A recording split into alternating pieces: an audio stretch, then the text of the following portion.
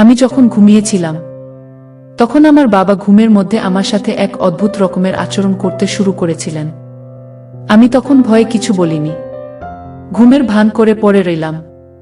কিন্তু তার কিছুক্ষণ পরেই বাবা আমার সাথে যা করল তাতে আমার ফেটে যাওয়ার মতো অবস্থা হয়েছিল। পুরো গল্পটা শুনলে বন্ধুরা তোমরা হাতের কাজ করতে বাধ্য হবে। তাহলে চলো বন্ধুরা গল্পটি শুরু করি। গল্পটি শুরু করার আগে তোমাদের কাছে আমার ছোট্ট একটি অনুরোধ, দয়া করে তোমরা আমার চ্যানেলটি সাবস্ক্রাইব করে আমাকে সাপোর্ট করবে। আমার নাম নীলিমা আক্তার। আমি খুব গরিব ঘরের মেয়ে।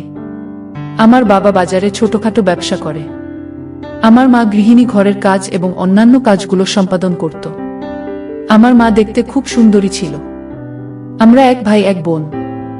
আমার যখন 14 বছর বয়স তখন আমার ছোট ভাইয়ের বয়স মাত্র 4 বছর। খুব সুখে শান্তিতে চলছিল আমাদের জীবন। কিন্তু আমাদের জীবনে যে এরকম ধরনের একটা দুর্ঘটনা হবে তা কখনো কল্পনাও করতে পারিনি। বন্ধুরা, আমার যখন 15 বছর বয়স তখন আমার মায়ের একটি কঠিন রোগ হয়। এরপর মাকে ডাক্তারের কাছে নিয়ে গেলে ডাক্তার বলেছে আমার মা হয়তো বেশি দিন বাঁচবে না। তোমার মায়ের কোনো শেষ ইচ্ছা থাকলে তোমরা তাকে পূরণ করে দাও এবং তোমার মায়ের যেমন চায় ভালো মন্দ তা খাইয়ে ফেলো, কারণ তোমার মা হয়তো আর সপ্তাহখানেক বাঁচতে পারে। ডাক্তারের মুখে এরকম ধরনের কথা শুনে আমার মাথায় যেন আকাশ ভেঙে পড়ল। কিন্তু ভাগ্যের কি পরিহাস! তারপর আর অল্প কিছুদিন পরেই আমার মা এই দুনিয়া ছেড়ে চলে গেলেন। বাবা মাকে হারানোর পর খুব একা হয়ে গেলেন, আর বেশিরভাগ সময় একা থাকতেন। কারো সাথে খুব বেশি একটা কথা বলতেন না, ব্যবসায় খুব একটা মনোযোগ দিতেন না, কেমন জানি মনমরা হয়ে থাকত। আমাদের পুরো পরিবারটা তখন সুখের ছায়ায় অন্ধকার হয়ে গিয়েছিল। আমারও খুব একটা ভালো লাগতো না। আমিও নীরবে বসে বসে মার জন্য কান্না করতাম। এভাবে আমাদের সময় কাটতে লাগলো। 2 থেকে 3 বছর পার হওয়ার পর আমরা আমাদের অবস্থাটাকে স্বাভাবিক করতে পেরেছিলাম। বাবাও আস্তে আস্তে তার অবস্থাকে স্বাভাবিক করতে পেরেছিল। এভাবে চলতে লাগলো আমাদের জীবন। মা মারা যাওয়ার প্রায় 2 থেকে 3 বছর পার হয়ে গেল। বাবা মোটামুটি আমাদের সাথে ভালোই ছিল, খারাপ ছিল না। কিন্তু বেশ কিছুদিন ধরে আমি লক্ষ্য করলাম বাবা আমার প্রতি কেমন করে যেন তাকিয়ে থাকে। তার তাকানো দেখলেই আমার কাছে মনে হয় যেন অন্য কোনো কিছু রহস্য লুকিয়ে রয়েছে। কিন্তু আমি তো এজন্য আমি এটাকে স্বাভাবিক মনে করতাম, কোনো কিছু মনে করতাম না। আর তাছাড়া বন্ধুরা, আমার তো মোটামুটি বিয়ের বয়স হয়েছে, আর আমি নবজ্যোতি, সদ্য যুবতী। যৌবনের আকর্ষণ সবেমাত্র আমার মধ্যে সম্পূর্ণ পরিপূর্ণ হয়ে উঠেছে। তখন আমার এই অবস্থায় যে কোনো ছেলে দেখলে তো মাথা না ঠিক থাকার কথা। কিন্তু আমি কখনো কল্পনাও করতে পারিনি আমার জীবনের সর্বপ্রথম যে দুর্ঘটনাটি হবে সেটি আমার বাবার দ্বারাই হবে। আমি ভাবতে আমার গায়ে শিহরণ দিয়ে ওঠে। যাই হোক বন্ধুরা, এভাবেই আমি আমার বাবার যে কুদৃষ্টি আমার প্রতি পড়তে থাকে তা আমি আর চোখে দেখতে শুরু করলাম এবং প্রায় লক্ষ্য করলাম বাবা আমার দিকে বিভিন্নভাবে, বিভিন্ন দৃষ্টিভঙ্গিতে আমার দিকে তাকিয়ে থাকে। তখন লজ্জায় আমার খুব খারাপ লাগে। মাঝে মধ্যে আমি বাবার কাছ থেকে গিয়ে দূরে বসে থাকতাম, অথবা মনের কষ্টে কাঁদতাম আর বলতাম, মা তুমি আমাকে কোথায় রেখে গেলে? আমার কান্নার শব্দ শুনে বাবা আমার রুমে যেতেন। আমার রুমে গিয়ে বাবা আমাকে আদর করার নামে, সহানুভূতি দেখানোর নামে আমার প্রতি সে রকম আচরণ করতেন। আমার কাছে মনে হতো সেটা মোটেও কোনো স্বাভাবিক মানুষের কাজ না। আর এদিকে আমার ভাইটা তখন ছোট, সে খুব একটা বুঝত না আমার প্রতি বাবার অদ্ভুত দৃষ্টি এবং অদ্ভুত আচরণের কারণে। আমি একদিন বাবাকে বললাম, বাবা মা মারা গেছে অনেক দিন হয়েছে, আমার মনে হচ্ছে কি তোমার একটা বিয়ের দরকার। তুমি যদি রাজি থাকো বাবা, তাহলে তোমাকে আমরা একটা বিবাহ করিয়ে দিব। আমার কথা শুনে বাবা অবাক হয়ে তাকিয়ে রইলেন আর বললেন, আরে তোর মাকে আমি খুব ভালোবাসতাম, ভালোবেসে তোর মাকে আমি বিয়ে করেছিলাম, কিন্তু অকালে তোর মাকে আমার কাছ থেকে সৃষ্টিকর্তা কেড়ে নিয়েছে। কি করব? আমার কপালে নাই। যাক মা, আমি খুশি আছি, আমি সন্তুষ্টি আছি। আমি তোমাদেরকে ছেড়ে আর কখনো বিয়ে করব না। তারপর বাবা আমাকে বলল, মা নীলিমা, তুমি কি তোমার মায়ের মতো আমাকে ভালোবাসতে পারবে না?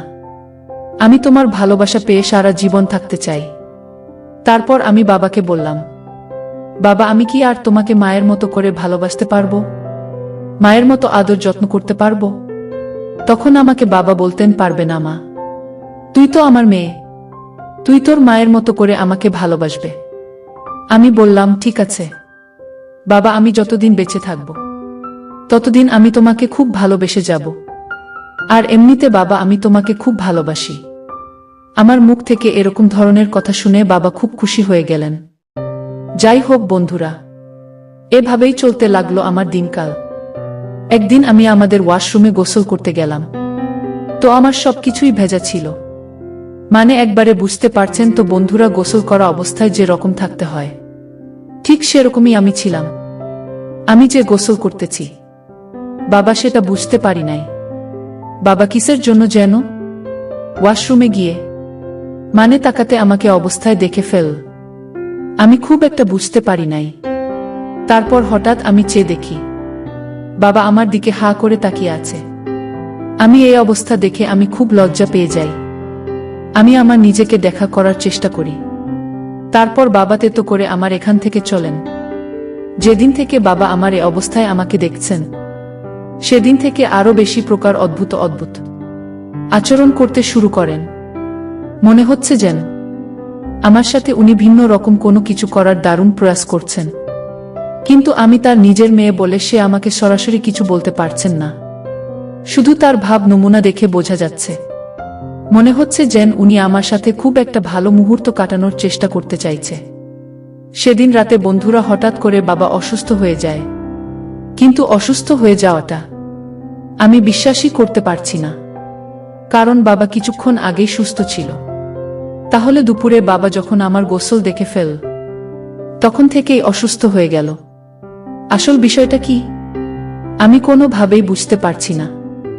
দিনে সুস্থ ছিল, এখন তাহলে অসুস্থ হল কিভাবে? আর বাবার যে এটা অভিনয় ছিল তা আমি তখন বুঝতে পারি নাই। বিষয়টা যে বাবার পুরোটাই একটা অভিনয় ছিল তা অবশ্যই পরে আমি বুঝতে পেরেছিলাম।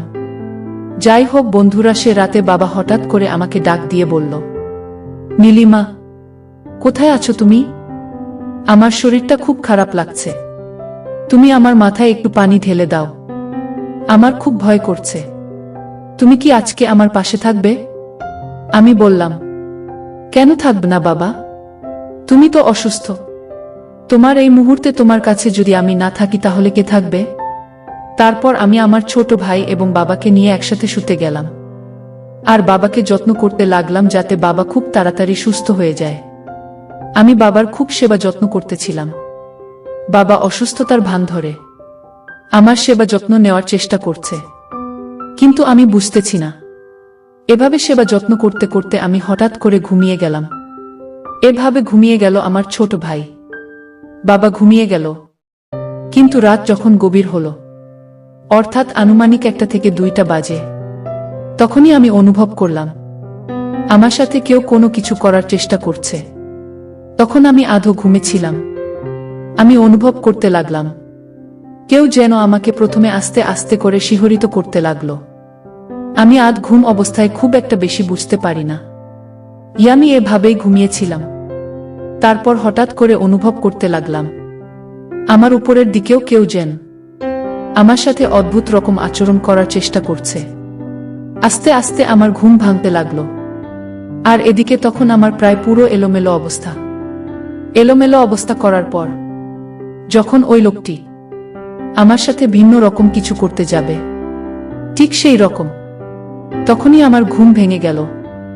ঘুম ভেঙে দু চোখ খুলতেই দেখি সে তো আর কেউ নয়, সে আমার নিজের বাবা। আমি বললাম, বাবা, আপনি আমার সাথে কি করছেন? আমি তো আপনার মেয়ে। তারপর বাবা বলল, শোনো মা, প্রত্যেকটা মানুষেরই কিছু না কিছু চাহিদা থাকে। তোর মা মারা গেছে 4 থেকে 5 বছর হয়ে গেছে, আর আমার তো বয়স চলে যায়নি। আমারও তো কোনো না কোনো একটা চাহিদা আছে, আমার তো কোনো কিছু মন চায়। কিন্তু তোকে দেখে মা আমি আর সামলাতে পারলাম না, কারণ তোকে দেখলে আমাকে তোর মায়ের কথা মনে পড়ে যায়। তোর চেহারা ঠিক সেই মায়ের মতোই হয়েছে।